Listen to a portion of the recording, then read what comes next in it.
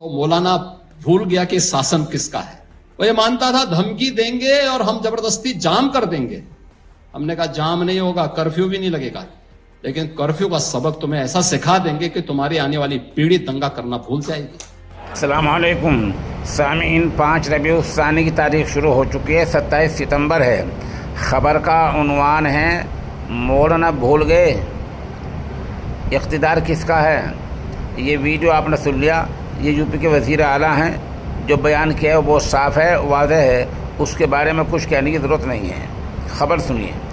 اتر پردیش کے بریلی میں گزشتہ جمعے کے دن آئی لو محمد کو لے کر جو کچھ ہوا ہے اس کے بعد پولیس متحرک ہو گئی ہے اور آج شام سے انٹرنیٹ کے خدمات ضلع بریلی میں بند ہو گئی ہیں. ساتھ ہی اس معاملے کو لے کر جانچ ٹیم بھی بنائی گئی ہے. جانچ ٹیم کو 10 دن کے اندر رپورٹ دینی ہوگی. وہیں اتحاد ملت کونسل کے صدر مولانا توقیر رضا سمیت 8 لوگوں کو بریلی پولیس نے گرفتار کر لیا ہے. 39 لوگوں کو حراست میں لیا ہے. مولانا کو 14 دن کے لیے جیل بھیج دیا گیا ہے. پہلے انہیں بریلی جیل میں رکھا گیا تھا, بعد میں شام کو ضلع فتح گڑھ جیل بھیج دیا گیا ہے. اس کے علاوہ 2000 نامعلوم افراد پر 5 تھانوں مقدمے درج کیے گئے ہیں.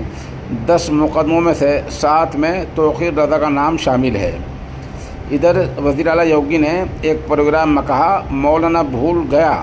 دیکھیں, مولانا ایک مذہبی لفظ ہے. وزیر اعلیٰ کو بھول گیا نہیں, بھول گئے کم از کم کہنا چاہیے تھا, لیکن انہوں نے کہا مولانا بھول گیا کہ انتظام کس کا ہے, سرکار کس کی ہے. وہ مانتا تھا کہ دھمکی دیں گے اور زبردستی جام کر دیں گے. ہم نے کہا کہ جام نہیں ہوگا, کرفیو بھی نہیں لگنے دیں گے, ایسا سبق سکھائیں گے کہ تمہاری آنے والی پیڑھیاں دنگے کرنا بھول جائیں گی. بہرحال یہ وہاں ہوا ہے. یوگ کا بیان آپ کے سامنے ہے. قانون کے دائرے میں رہ کر جو کچھ آپ کو کرنا ہے وہ سب آپ جانتے ہیں. کوئی کام ایسا نہ ہو جس سے کسی کو تکلیف پہنچے. سب کام ملک کے قانون کے دائرے میں ہوں اور ملک کے قانون کے دائرے میں رہ کر ہی یوگی کی دھمکی سے نمٹا جائے. یوگی کی دھمکی کا ایک ہی جواب ہے اور وہ ہے ووٹ.